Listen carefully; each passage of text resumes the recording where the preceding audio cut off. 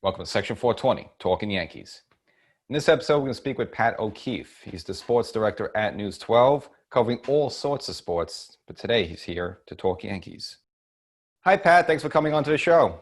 James, great to be here. How you doing?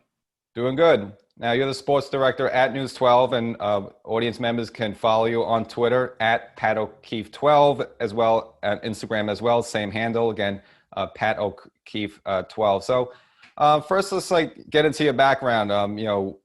Where did you come from, and how did you get into sports journalism?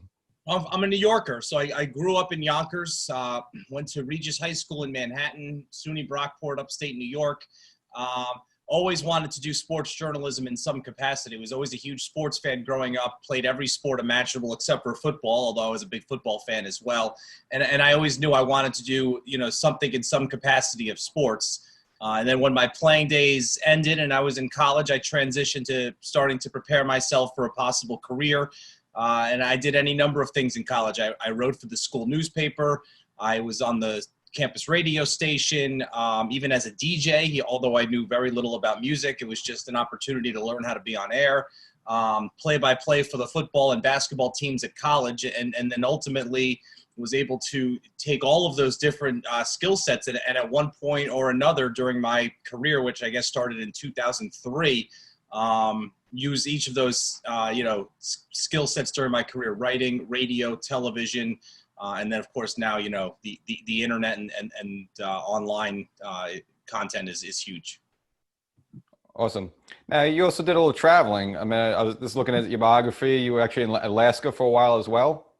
Yeah. So when I was in college, I had a great mentor named Warren Kozareskin. He was our general manager for our radio station. And, I'm not going to say that I was the most attentive student in college, but I did learn some important things. And the one thing that Koz always taught me that I took to heart: if you really want to make it in this business, because it's very competitive, when you graduate college, you have to be prepared to go anywhere. And I was. And I know I was in college in New York State, but it was 6.5 hours away. It was between Rochester and Buffalo is where SUNY Brockport was. So as far as I was concerned, I was already halfway across the country. So I just kind of cast a wide net, and I applied for different jobs throughout the country: newspapers, radio stations, television stations. The first concrete offer I got was to do play-by-play for a small NAIA college in Billings, Montana. It was called Rocky Mountain College, and I took the job. It was a 7-month commitment. So I moved from New York to Billings. I did their play-by-play for their football team and then for their basketball team. And then when the season was over, I was able to get more work out there. I worked at the local news talk station in Billings, Montana. I guess kind of the 10-10 wins of Billings, Montana. I was their morning drive host. And then ultimately I was able to transition into TV. I got my first TV job with the NBC affiliate in Billings. I then moved over to work for the CBS affiliate in Billings. And then, as you mentioned, after being in Montana for about 22 months, it was time for me to move on, time for me to cast a wide net again. I applied at this point mainly to TV stations all throughout the country, and I got 2 job offers. One was for a TV station in Fairbanks, Alaska. The other was for a TV station in Anchorage, Alaska, out of the entire country. It was actually a very easy choice because, as remote as Anchorage may sound to people who have never been there, Fairbanks is a whole other story. So I went to Anchorage. It was my first full-time TV job. I was there for 18 months. I was the sports director for the statewide ABC affiliate. It was my first time ever getting to anchor 3 shows a day, Monday through Friday. And it was great. It was, I was 25 years old. It was perfect time in my life to take on an adventure like that. And most importantly, I gained invaluable experience that I still use to this day. After my 18 months in Anchorage, I felt it was time to come home in 2007. A couple months after I came home, I started working at News 12, and I've been there now for more than 13 years. Awesome. Now, I'm a Fordham guy, so the fact you went to Regis, bit of a rivalry, but we'll put that to the side. My brother's a Fordham guy. But no, that's impressive. And it actually just goes to show that, a lot of these people that you see on TV and on radio, stuff like that, the amount of grind or just moving around you got to do before to get to that point. I mean, it's just a great example of just, in terms of this business with media, the amount of hustle, and you got to take jobs in other parts of the country and remote areas. and you really, it's a long journey before you get to some more of these prominent positions. It is, and it's what I always wanted to do. And the grind was fun. I mean, yeah, there were times where I'm like, oh, God, I'm in Billings or I'm in, Anchorage. But again, it was the perfect time of my life, I wasn't married and have children. I was a single guy on TV every night, learning the business, freedom. It was a wonderful experience. It was perfect for that time of my life. And the work was fun because I actually, look, I love covering sports. At that time, it was, Anchorage South High School football or the Alaska Aces ECHL hockey team. But you're still covering a sporting event. You're still telling stories of the athletes and coaches who are participating in that. When you come to New York and you get to do the same thing for the Yankees or the Brooklyn Nets or the Knicks or teams like that, it's a different level of sports. But the work is largely the same. You're still telling these stories of these athletes, just a different level that they're competing on. Now you're the sports director at News 12. And also you have a show, on there, Talking Sports with Dan Serafin, as a partner, and you go over various topics. But I guess since we have you here, we'll talk some Yankees. So, sure. The season, like, were you, even though we knew we were going to have a condensed season, but I mean, did you want to see it, or was this sort of like, hey, this is not baseball, let's just wait till next year? 100% wanted to see it, and I'm into it. It's fun. When obviously you're disappointed it's not a full season, but nothing is full this year, right? So you kind of have to accept that and take what is available. But when they announced they were coming back for a 60-game season, I was excited. I'm really into it right now, and I thought the best part of the beginning of the season was the fact that it's 60 games. Every team is still in the pennant race in some capacity as the calendar turned to August. The Orioles are in the pennant race. The Tigers are in the pennant race. The Padres, the Padres are actually legitimately good. I think it's really exciting. I think this Yankees team, when they're playing the Red Sox, they look great, but they have some definite holes, as we saw. A lot of them were exposed in their most recent series against the Tampa Bay Rays. Yeah, not only that, and like I said, like a week ago, they look like world beaters, and then all of a sudden they get hit with the same injury bug they got last year, and now like the whole team's gone. Now the backups are still pretty good, but you got a lot of key figures out.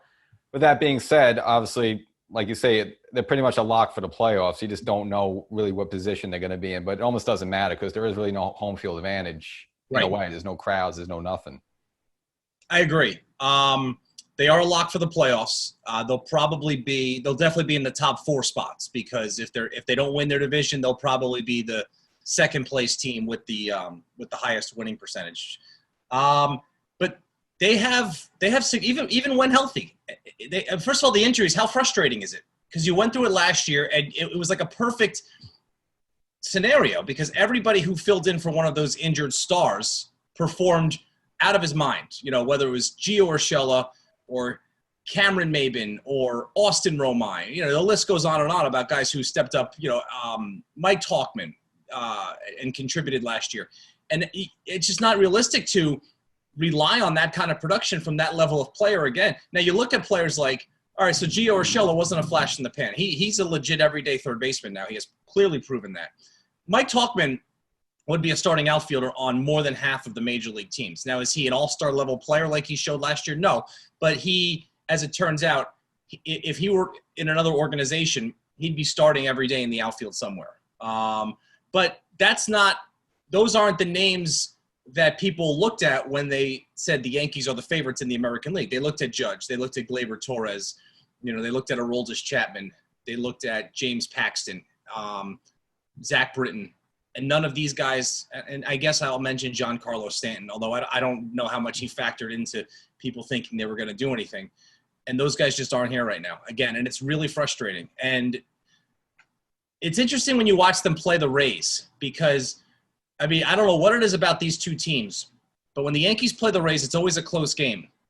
And if there's a big hit that is needed, the Rays always come up with that hit, and the Yankees never seem to be able to come up with that big hit against Tampa Bay. And on the flip side, if there's a big pitch or a big out that needs to be gotten, the Rays bullpen always seems to come up with it. And the Yankees, if these two teams go 3-3, it's the 7th inning. It's almost like a lock that Tampa Bay is going to figure out a way to win that game. It's unbelievable how this little rivalry is playing out. Yeah, I mean, and I think also the fact that the Red Sox aren't the Red Sox this year, that kind of Tampa slid in there as the main rivalry, and especially at Tropicana Field. For some reason, something about that field. I think because it's dank and it's just like it doesn't seem like it's real. You have that AstroTurf, and it doesn't seem like even a normal ground ball, which would be caught on grass, there just comes a single. And is this a pesky team? Like you said before, they just always there's nobody on that team that really wows you. Maybe other than Blake Snell, but not really. But it's just a good gritty team. And again, no big major home runs, but just good solid hitters, get big outs in the bullpen. And yeah, I mean, and if you look at that team, they took the Astros to 5 games in the division last year. So, man, it's a very good team. It's just they're missing maybe that 1 or 2 play that makes them a great team, but they're right there. And yeah, maybe this coming October could be maybe a thorn in the Yankee side. Oh, absolutely. I definitely think they are. I think we expected them to be even before the season began. I think people looked at there were 5 really good teams in the American League, the same 5 teams that made the playoffs last year. Obviously, the Yankees, the Astros, the A's, the Twins, and the Rays were the 5th team. So the expectations were there for this team, and because of their financial limitations, they've always been an organization that has had to think outside the box. And in no season is thinking outside the box more important than this shortened 60-game season, because it's unprecedented. There's no roadmap to navigate your way through this schedule. So I would bet on an organization like the Rays that usually has to think outside the box anyway to try to keep up with these teams that spend a lot more money than they do, like the Yankees and like the Astros. I would put my money on them to figure out a way. And so far, that's exactly what's happening. Yeah, and the Rays, it seems like they always come up with these new things. Like they're the one who started really the infield shifts with Joe Madden. Mm-hmm. We saw, not too long ago them put extra outfielders in that. They do the bullpen day where you have your start, and then they were the first ones to do the opener. Everybody thought they were crazy. Yeah, it's all the Rays. I mean, they kind of invent all these things. Obviously, trade deadline's around the corner again with the new modified rules. Now it's August 31st. And there's hints, sniffs that maybe the Yankees are going to kick the tires on Francisco Lindor. I mean, do you think that makes sense for them? I don't. I've never been a big Lindor fan, first of all. It used to drive me crazy, just as a journalist, that it was a foregone conclusion that Lindor was a much better player than Didi Gregorius. Now, I'm not saying he's not a better player than Didi Gregorius. But, Lindor, He's flashy. He's a bit of a showman. He has very effervescent on the field. And I think that clouded people's judgment of his game. Now, he's a terrific player. He's an all-star player. I always felt Lindor was an overrated player from where people thought he was. That said, I think any team that acquires a Francisco Lindor is going to have to pay the price for what his reputation around Major League Baseball is, which is as a top-flight, young, effervescent shortstop, as opposed to paying a price for what he actually is, which is, he's an above-average shortstop. He's a good player. But first of all, he's having a terrible season. Second of all, the Yankees are going to have to give up a lot to acquire him.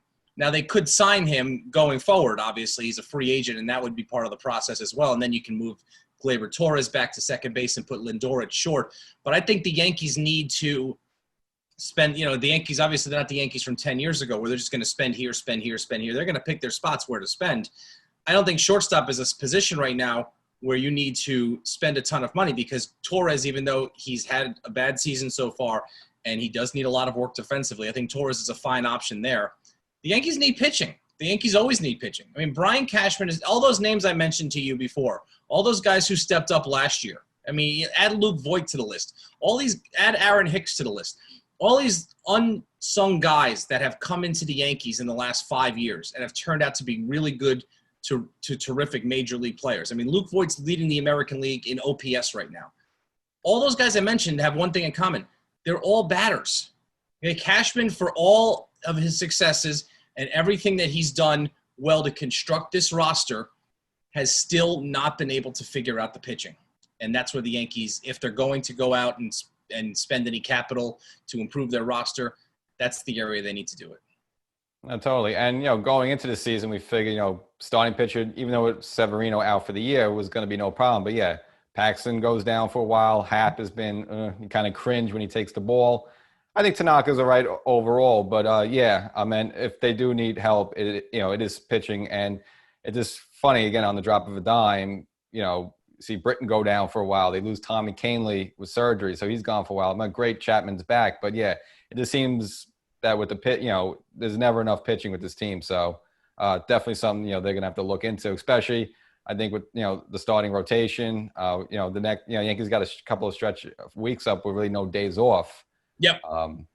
And with some of these, double headers and stuff they're baking in, it's great. They limit this to 7 innings in that regard, but still, you're going to need starting pitching, especially, you have 2 games in one day. Now, I think the doubleheader rule this year was a necessary implementation because these teams need to play these games, and with all these cancellations that we are seeing and we will continue to see, there's no way that teams would have been able to play this kind of grind if doubleheaders were also 9 innings. So I get it. I get why they did it. But also recognize that the 7-inning game is a big disadvantage to teams who are strong in the bullpen. All right, great. And that's a good point. And with that in mind also, I know they put these, like I said, they put these rules in this because we have this bit of a funky season, but it just seems that these games go much quicker, especially for a doubleheader. And you also have the rule where you start, an extra innings, you start a runner at second base with no outs. Do you think we just see that moving forward where they say, hey, you know what? We have quicker games, which is better for TV and maybe better for young fans. Hey, let's just keep these rules intact. So I think we could. I don't think we should see either of those 2 rules that you mentioned, the runner on second to begin extra innings or the 7-inning doubleheaders. And the runner on second base, I also think was a good idea for this year too, because you can't have teams playing 17, 18 inning games and depleting their bullpens. I don't think they should continue. I could see a scenario, though, where one, if not both of those rules stay in place beyond this. The one that I think has the higher likelihood of remaining is the runner on second base to begin extra innings. I don't know that Major League Baseball is going to tinker with the doubleheaders, making them 7-inning games going forward, because there is a large group of the Players Association that is against it for, among several reasons, what I just mentioned. It eliminates the middle reliever. Adam Ottavino has come out and said that he's not a fan of the 7-inning games because it marginalizes his spot on the roster. And obviously there's an Adam Ottavino or 2 on every team in baseball. So I think that would be less likely to continue as a rule. But I think Major League Baseball is going to look long and hard at it. I think they like these 7-inning games. I think they like how short they are, how quick they're over with. And they really like the runner on second base because they also don't like the 18-inning marathons. And it's produced a lot of excitement, this new rule. The runner on second base and extra innings, it has produced a lot of excitement, and people are enjoying it. Yeah, and I would, I give credit to John Smoltz. He actually came out pretty early saying that, hey, I've been calling, now that he's a broadcaster, he calls games, says, hey, look, I look from the press box and I see these players in extra innings just swinging for home runs because they just want the walk-off home run. Now you put a runner on second. Again, you can play a little more small ball. You try to bunt, steal a base. Again, it just at least creates more action versus, again, you have 6 innings of players just trying to hit a walk-off home run, which they end up popping up or striking out. That's exactly right. And that was the biggest problem, what has led to these 15, 16, 17, 18-inning games. Players just swinging from their heels, trying to end the game in one swing. And when you do that, it rarely works out. Now, just going off the Yankees a little bit, but staying within baseball, we had the issue recently with Fernando Tatis Jr. of the Padres, he said, which are, they're a legit team now. They're getting a lot of attention. Swings on that 3-0 pitch. Now, again, just to paint the, remind everyone, it's the 8th inning. They're up 7-0. They're going to win the game. And, all right, bases loaded. Traditionally, in that situation, the count's 3-0. You let the pitcher groove one in there, just get that strike, and then you kind of play again, But instead of that, he crushes a ball. Rangers are upset. Obviously, even the Padres, his own manager says it was wrong. Hey, we gave him the take sign, he didn't take it. What did you take now with this idea of forget the old rules and all that stuff, and let's just promote the game and have fun, hit home runs and all that? I think it comes down to the saying adapt or die.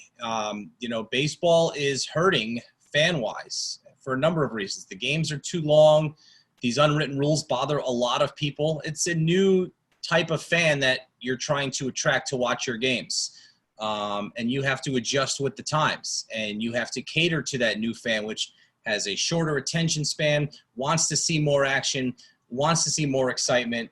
I mean, baseball did this to itself because what the analytics have done is they've put such a premium on launch angles, home runs, walks, and strikeouts. And other than the home run, all those other things that I mentioned, they don't do anything. You know, a walk is not action. A strikeout is not action. You have teams striking out 10 to 15 times a game now. You have teams either walking or swinging for the fences or hitting a home run.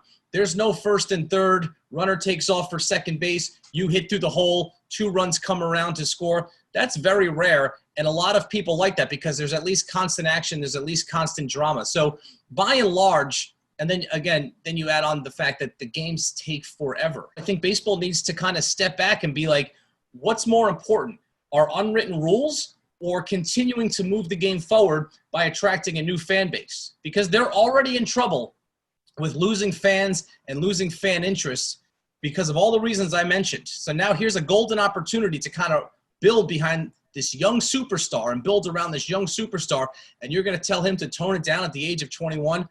I just don't think that was a good idea, and a lot of people with influential voices said the same thing. Yeah, a lot of people jumped in on Moises saying that, hey, look, because I say he's an excitable player, and hey, if you're a major league pitcher and it's your fault you're behind 3-0. I just think my take on that is that not that it was wrong. I just think it has to do with everyone's expectations. I'm sure if you ask most of the people in both dugouts, they expected him to take a ball. So that's kind of why the pitcher kind of grooved one in there. So I think it's just because collectively everyone, figure, all right, yeah, you take the strike. That's just what you do. So I just think the fact that he went against that was kind of upset everyone. But yeah, maybe over time then it just becomes a thing where you don't groove one in there. And it's just, hey, you're all grown men. We're all grown players here. You're professionals. If you can't get over a strike, or you at least throw a slider or something to get him to swing and miss, hey, that's on you. You're a professional pitcher. It's your job to get him out. It's not his job to help you out. Exactly. Now, we look at baseball, and obviously, again, we saw it recently with the Mets. We saw it with the Cardinals, the Marlins.